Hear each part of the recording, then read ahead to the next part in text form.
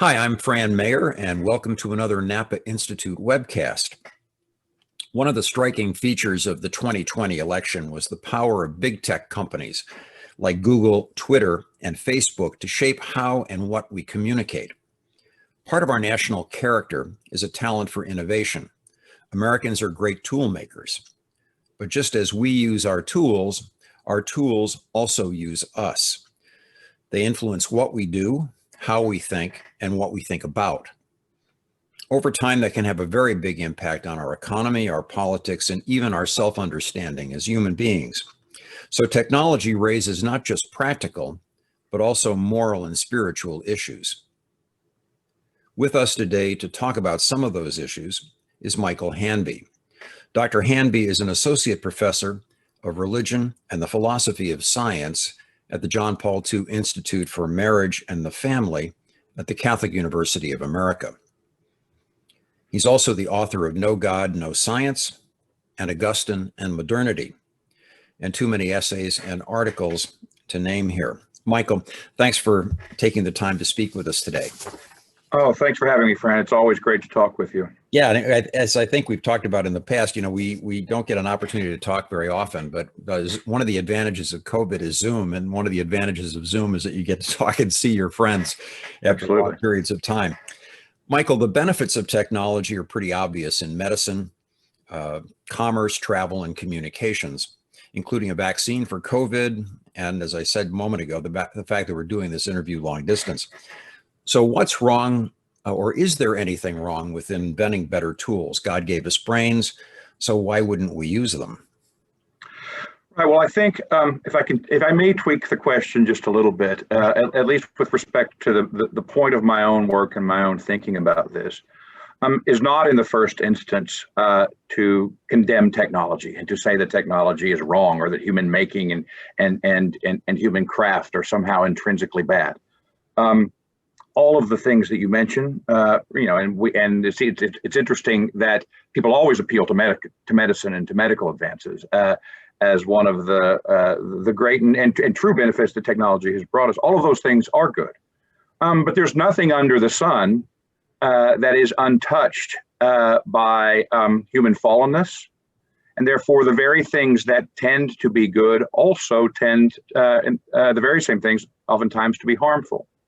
And so the question is not really one of condemning technology in a moralistic sense, but simply trying to understand what it is, what it means, and its effects on our lives, which are our lives are really unimaginable without the history of invention that you refer to. So it's, to my mind, it's simply a matter of trying to understand more deeply the things you mentioned in your introduction, the nature of this power that we wield, the effect that this power has on us, on how we think, on our engagement with reality, and the benefits are also marked oftentimes by a tragic quality. About a decade ago, you wrote an article in Communio, the theological journal, about the distinction between homo faber, man as a creator of things, man the maker, and homo utterance, man the worshiping creature. Why is there a difference between those things? I mean, if you look at Joseph and Jesus, I mean, they were both carpenters. They both built things. They were both, in fact, tectons, to use the Greek word. And yet they were both, pious Jews. I mean, why are the two things necessarily at odds? Well, they're not at odds. I mean, to be a homo faber is very close to the heart of what it means to be human. The human world is very much a built world, a product of our artifice, and that's what humanizes it for us. I think it's really a question of priority. In the Middle Ages, for example, the mechanical arts were subordinate to the contemplative arts.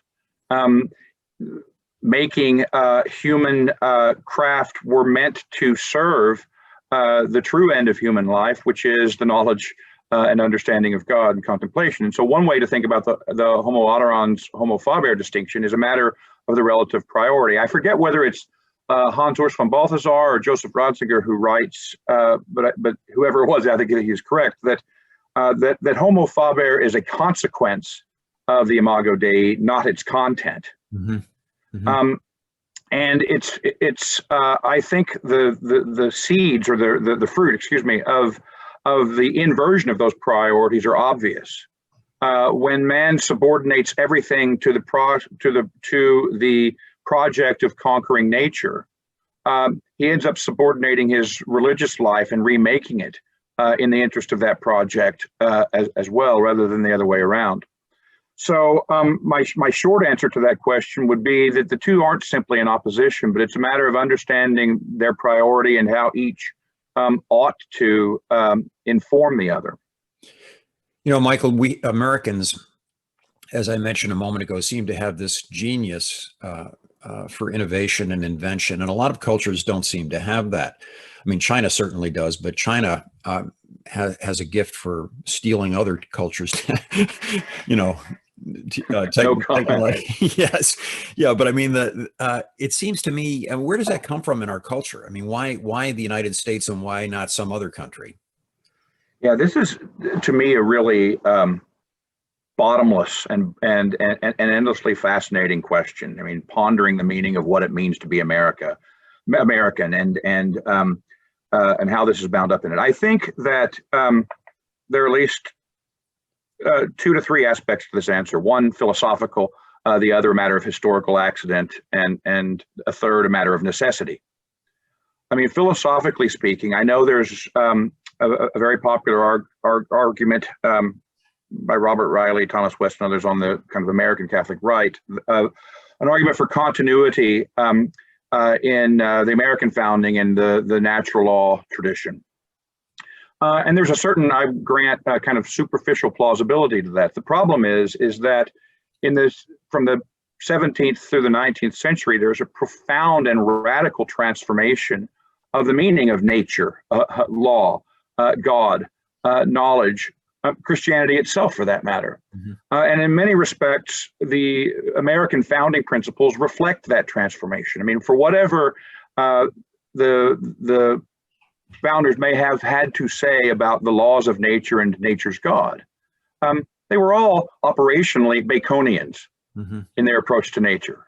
If you look at, for instance, Franklin or Jefferson, both said quite explicitly that the business of the mind is to conquer matter, mm-hmm. right? Jefferson thought his Bible, hoped the Bible that he extracted and created would hasten the euthanasia of Platonic Christianity. And this reflects the transformation of reason and nature that precedes them. There's space, for morality on the one hand, and the project of subordinating nature to our will on the other, and that reflects both a transformation of a mechanistic transformation of nature itself on the one hand, and a kind of functionalist transformation of human reason on the other hand, where the contemplation that I mentioned earlier simply makes no sense anymore. Mm-hmm. I think George Grant, who we both love, I know, wrote that somehow contemplation didn't make it across the ocean. Yeah, and that's really true. The third thing, of course, is necessity. I mean, the project of taming this continent and coming to live in it, which was recognized very early. I mean, Franklin recognized this when he founded the American Philosophical Society for the promotion of the useful arts, which a great many of the founders, Jefferson, Franklin himself, Madison, Washington, all belonged to, recognized that useful knowledge, the kind of knowledge that Baconian experimentalism yielded, would be absolutely necessary to the growth of this empire of liberty. And when you stop to consider, I mean, I did a little math in my head, but when you stop to consider that it's 87 years from the Constitutional Convention to the completion of the Transcontinental Railroad, mm-hmm. In other words, the speed with which this continent was pacified, it's astonishing. It's an astonishing achievement, partially a tragic achievement. I mean, I don't mean to. It's something to be both honored and in a way I think mourned at the same time. It's very much a mixed bag, but that places this project of conquering nature very much at the heart of the American project itself. If I may say one last thing about it, I mean, I've come around to thinking in contrast to maybe some of my earlier writings, that if one wants to isolate, an text, which I'm not inclined to do, but if one did, for what America essentially is, it wouldn't be Hobbes' Leviathan, it wouldn't be Locke's Second Treatise, it wouldn't be the Federalist Papers, it would be Bacon's New Atlantis. Mm-hmm. Yeah. And the Lockean political foundations, if you read Locke properly, it seems to me, actually pave the way for that. So let's talk for a moment then. That's a really interesting observation about Bacon, because I don't think anybody automatically would say that, but it's that thing that he wrote, The New Atlantis, which is really kind of fundamental to the whole way of looking at the world since the 16th century, really, in a way.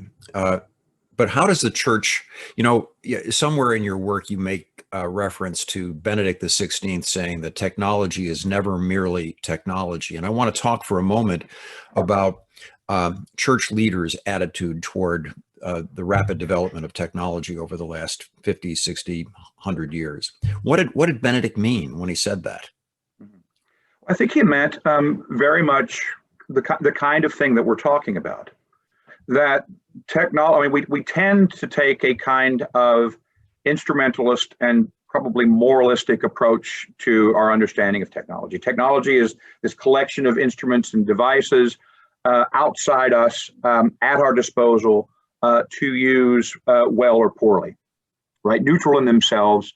But the question concerning technology from that point of view is a moral question about using it licitly or illicitly. And of course, those are important questions. Every new technical and especially biotechnical development calls forth that kind of reasoning from us. It's necessary. But it doesn't adequately grasp what technology is for us, which is, and I think Laudato Si unfolds some of this. It is, Pope Francis says, an epistemological paradigm. That is to say, it mediates how we understand, how we regard nature, how we engage it. I would add to that it's also a natural philosophical paradigm, in that it very much shapes what we and has shaped what we take nature to be. We regard it largely as a mechanism that we know by disassembling and reassembling it and manipulating it successfully. And the measure of our truth, the truth of our understanding, is how successful we are in manipulating it in these various ways. And I would also add to that that it is, and increasingly so now that smart technology has come to mediate our relationship to everything, including each other. What we're doing at this very moment being an object lesson in that, is that it's also become a regime of necessity for us, a kind of second nature that overlays our first nature, and that has really become necessary in a great many ways, but also sort of cognitively necessary for us. It performs many of our cognitive functions. Most of my memory now is offloaded on to my email, but also cognitive in the sense that we really can't imagine life without it. You mentioned somewhere in your work, you've mentioned, I love this phrase. You mentioned young people and their prosthetic devices, the telephones, the way, my grandchildren, for example, use, they're always on the cell phone. You can't even imagine life without it. In fact, that's right. It's got a huge place in your life and mine as well as adults. Absolutely. We're not, exonerated from this. Yeah. And, I think, your original question was what Pope Benedict meant by that. I mean, when he said it, I doubt he had all of that in view. But what he did have in view, I think, is a profound understanding that technology is not merely this neutral collection of gadgets, that it really has shaped the fundamental way of life and also thought patterns of our age more deeply than we understand. And that understanding that is an urgent task. So keep that thought. And now explain to me and explain to our listeners what the proper attitude toward a word like progress is. I mean, everybody says hooray for progress. Nobody says progress is bad. But how should Christians think about the definition of that word, and how is that distinct from the way that it's generally assumed in the secular world today. Well, I mean, I suppose the sort of what has become the textbook encyclical definition of that in the wake of for instance, Caritas and Veritate, I believe, if I have my encyclical correctly, is true progress involves the integral development of every person and the whole person. And that means it can't exclude man in his intellectual and spiritual and religious dimensions. So it's not as if, I mean, I think we should say that, you know, the church has thrown her weight behind real and authentic human progress and development. The question is whether what we mean by progress otherwise in the secular world is that at all. Mm-hmm. And I think partially that understanding and definition is posited over against a very reductive understanding of progress, which frankly, I think could also be understood as a kind of fate, namely the way in which technological society and progressive technological development seems to have taken on a life of its own, mm-hmm. Beyond human control, beyond human anticipation, with therefore all kinds of unanticipated consequences, and which threatens very deeply to cease to be our instrument and to be our master instead. And I think the same tradition of magisterial thought that has attempted to articulate an authentic definition of progress has also been keenly and increasingly aware of that possibility. Yeah, you know, I want to key on that word fate. I know you're working on material right now with the working title of American Fate, or What Comes Next. And I guess the question that I need to ask you is, a lot of people have talked about the gradual erosion of the Republican nature of our country, the old-styled political organizations and institutions that we've really defined ourselves by over the past 200 years. You use the word biotechnocracy as, I mean, it's a really interesting concept, and I'd like you to explain that. But in regard to how it fits in with our discussion of progress, you know, I mean, when we talk about these things, technocracy, technology, I mean, people have in their heads, well, what could possibly be wrong with flying cars and robot servants? And if biotechnology allows me to live to 500 years old, why wouldn't I want that? I mean, the instinct is to obviously say these are potentially really good things. I mean, what kind of political and anthropological impact is this having on our country and the way we understand ourselves?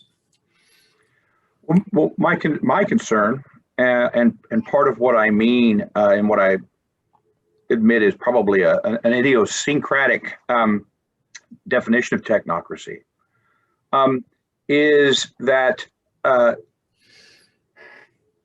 technocratic rule, which I will explain in a moment, actually threatens to render politics itself, political deliberation, political institutions whereby we make decisions to govern ourselves collectively, obsolete. And so what I tend to mean, what I mean by technocracy is not the sort of standard, I think probably, if there is a textbook definition, rule by experts. It's rather rule by nobody. That is to say, it is rule by a progressive, decentralized system of technological development, and if you want to impart a direction to it, advance, that is not, strictly speaking, under anybody's control or anybody's responsibility, to which political action is mostly reactive, which political action can't, and political deliberation can't exactly anticipate on the one hand, but then it's mostly reactive too on the other hand, and it's therefore fundamentally ungovernable. I mean, the most banal and obvious example of this, I suppose, would be the way we seem to be moving from rule by Republican and constitutional means to rule by internet. Mm-hmm. Um, and we saw, you mentioned in your opening remarks, the ways in which it was evident, or the ways in which that was evident in the election cycle, and so forth. The ways in which the collective power of the social media panopticon can be brought to bear on people, real people, flesh and blood people, in their economic lives, in their social lives, in their homes, for example, would be another example of this. It's not clear to what extent that can be brought under law. Because by the time law gets its boots on, the situation has changed. Yeah. I mean, there's a sense in which, particularly if you think of digital technologies as a way of conquering time and space, obliterating them. There's a way in which old-fashioned political deliberation really does seem old-fashioned. And this is just in the sphere of information technologies, right? I mean, there's an analogous process, it seems to me, taking place with respect to bioengineering and biotechnologies. That the law can't anticipate what is happening in laboratories, which don't even necessarily communicate with one another, but a development in one becomes a catalyst for an advance in research in another area. You think about the relationship between genomics on the one hand and assisted reproductive technologies on the other hand. So if technocracy is the rule by technology or by a technological system, biotechnocracy would be the bringing to bear of that system upon human beings. It would involve the medicalization of all facets of life, the confluence of, or the coming together of biotechnical development, information technologies, on the other hand. You wrote a terrific article back in 2016, Michael, A More Perfect Absolutism, which fits with what we're talking about in terms of the erosion of certain kind of political forms. Americans have never had a repressive government. We've always been very focused on personal freedom, individual initiative, and that. What did you mean when you wrote that article? By the way, I recommend that article to everybody who's listening. It's really terrific. It's 2016 First Things, and the name of it was A More Perfect Absolutism. Well, first of all, thank you for recommending the piece and for complimenting it. A couple of things. One, what we just talked about, namely the movement from a political to a kind of post-political rule, and governance by a technological system of development in advance, a new Atlantis, for which nobody, in fact, can be held responsible. The rule of everyone in general and no one in particular, and our subordination to that. But I also meant something, a little deeper, namely the way in which such a system, and here I'm drawing on language from, C.S. Lewis and Aldous Huxley, such a system conditions us and shapes our thinking in ways that are so profound and so deep that they're invisible. I think I wrote it in one piece, and I think it may have been that one, or maybe more than one. I tend to repeat myself a little bit. That in a perfectly totalitarian society, one that was really total, you wouldn't know that you were being coerced, because it would govern us both internally and externally.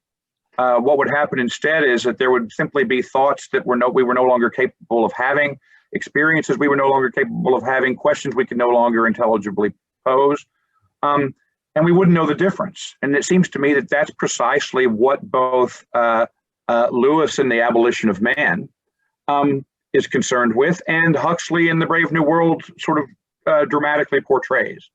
And I think there are all kinds of ways in which that's already the case for us.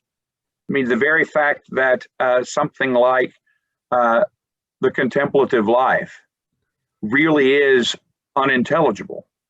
The fact that, here's another thing that I've, written and mentioned many times, the fact that, the remarkable fact to me, that there is no such thing as a profound question in American public life. We have problems in need of solution. but we don't have profound questions about the nature of our existence as humans. And yet our technology decides these profound questions without thinking all the time. I just read an article 3 days ago about, and you may have seen this as well, about the birth of a child in Tennessee who had been an embryo frozen for 27 years. The woman who gave birth to her was 2 years old when this child was conceived. Good Lord. We don't know how to think about that. We know how to do things to ourselves that we don't know how to think about. You know, I think, Michael, I wonder if part of the reason behind that, or the disguise that operates behind, is this sense that profound questions are sectarian, and therefore inappropriate for public discussion in a secular democracy. So you don't raise profound questions because those lead naturally to moral issues, and moral issues lead to religious issues. And that, then all of a sudden you're in the language of preference for religion, and we're a secular state, blah, blah, blah, and all that. Right. I mean, certainly I think that's part of it. And I think that's the usual justification we give for not asking profound questions. But I actually think there's something more profound going on, which is that the transformation of reason itself that I mentioned earlier, the technologization of reason, the idea that knowledge of nature is successful engineering, cannot register those questions. There are no depths of reality for profound from within that way of looking at the world. No depths of reality for such questions to correspond to. So we're terrible at asking questions in the what is form, right? What is a mother? What is a father? What is a family? What is a human being?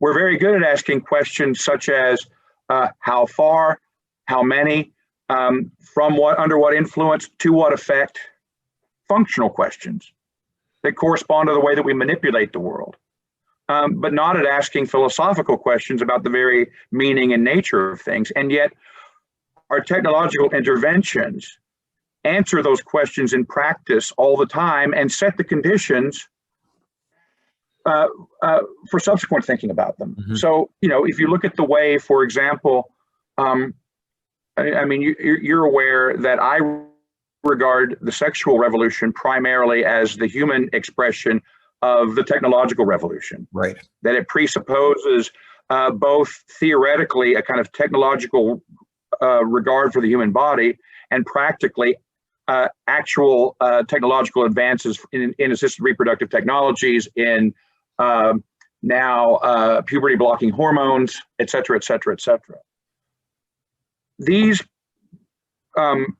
practical interventions into nature redefine for us the natural realities that we originally intervened in. So now, the way we think and will think in the future about what a mother or a father might be is governed to a profound extent by what we can do, to the extent that we even ask the question at all. So, to go back, I agree with you that the basic structure of liberal public reason precludes such questions being entertained. But beneath that, I think, is something much deeper, is that we've lost our ability to see certain fundamental aspects of reality. Our fundamental, if I may say one last thing, Sure. Our most authoritative forms of reason promote a profound kind of thoughtlessness. I mean, what kind of reason is it that's not interested in what things are? That, to me, is at the very core of our crisis. And to what degree does that suggest a real kind of inflection point in history? We've talked about this previously. I mean, there's a lot of talk now about global interests, about the World Economic Forum is pushing the idea of a great reset in terms of the economy, which obviously has political and anthropological dimensions to it as well. Is that a convincing? Are we at that kind of an inflection point that we came to in the Enlightenment or the Reformation, a kind of second reformation of the way that we are human beings? I would say both yes and no. Yes, in that obviously we have reached a point in terms of the systematization of the globe,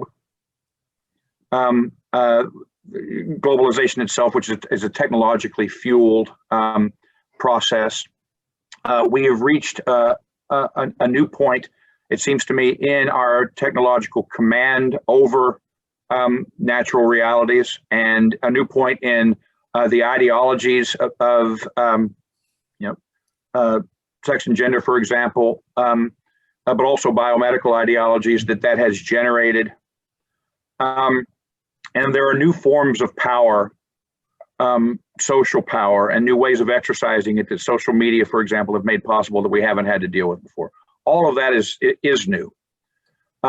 It seems to me at the same time that it is also, in some ways, the logical outworking of philosophical decisions taken long ago at the very beginning of the modern world. And in that sense, it's not new. It's simply, as Nietzsche says, great deeds take time. Mm-hmm. And now the waves from the stone dropped in the middle of the pond are reaching the shore. With respect to things like the so-called Great Reset, which I don't claim, to completely comprehend, it seems to me, on the one hand, that the inclination to think of such a thing is driven in part by the very logic, animating logic of our culture, insofar as it's technological. So too is the illusion that we possess the power to affect it and to control the consequences. If there's one thing that I think is an absolute, law of technological society is that by its very nature, it escapes our foresight and control. And so I'm leery. I mean, there are all kinds of ways in which I would like to see, capitalist culture modified and made more humane. And the Catholic social teaching has a great deal to say about that. At the same time, color me skeptical that a group of technocratic elites in Davos or wherever are capable of pulling this off in a way that is likely to result in a more truly human and humane form of development. Michael, that one last question to respect your time. The Napa Institute, pardon me, Napa Institute has a strong emphasis on helping individual Catholics, and particularly lay Catholics, to gain some sort of control over their environment, to first gain control over it so that they're not hurt by it, but then also humanize it and Christianize the culture that they're in. How does a person like you or me who's a parent, or ordinary people in the street, I mean, what can we do as Catholics facing what we've just discussed for the last half hour? Yeah, it's kind of overwhelming, isn't it? You feel like you're, plugging a hole in the in a dam that's about to burst. Mm-hmm. Practically speaking, there's no replacement for good friends, real community, slowly or quickly if you can, but thoughtfully and patiently, rebuilding, the hollowed out institutions, especially ecclesial institutions that are in your immediate vicinity, your parish, your school. That's what you've done. I mean, you've done that with the school that you helped to turn around. Two schools now, actually. We started a high school as well. Yeah, based on classical curriculum, correct? Yeah, and I think a pretty creative thinking of what it means would mean to attempt a Catholic liberal arts education in this environment. All of those things, but I think also a part of this is to repair the dichotomy. I get this kind of question all the time, including from my students. Okay, this all sounds great, but now what do we do? Mm-hmm. And presupposed behind that question is a kind of dichotomy between thinking, which we regard as useless, and doing. And I often respond, well, let's start with understanding. The philosophy act first and think later hasn't worked out too well. In a culture in which the problem part of the problem is a pervasive and enforced thoughtlessness, where the core problem is a loss of the classical and Christian vision of reality, the loss of the Catholic mind, the triumph of practice of the active life over the contemplative, and of practice over theory, and of making over being. I would want to emphasize the importance of understanding itself. Right, the old Marxist dictum that philosophers have sought to understand or interpret the world. The point is to change it. Presupposes that dichotomy. Mm-hmm. To understand it truly, to understand it more deeply, to understand it in the light of our being creatures and the world being creation, is to change it. Mm-hmm. Even if it's not, even if it's beyond our power to seize control of and alter this fate, or to seize control of this technological dynamo and redirect it to new ends, or to seize control of the political process. Mm-hmm. I mean, what I think we have to cultivate a capacity to do is to patiently undergo and endure, and yet at the same time to transcend our situation. As I gave a lecture just the other night, and the concluding line, I really believe this is that, I mean, what it comes down to is that either there is a truth that sets us free, or freedom is going to disappear in the future. Mm-hmm.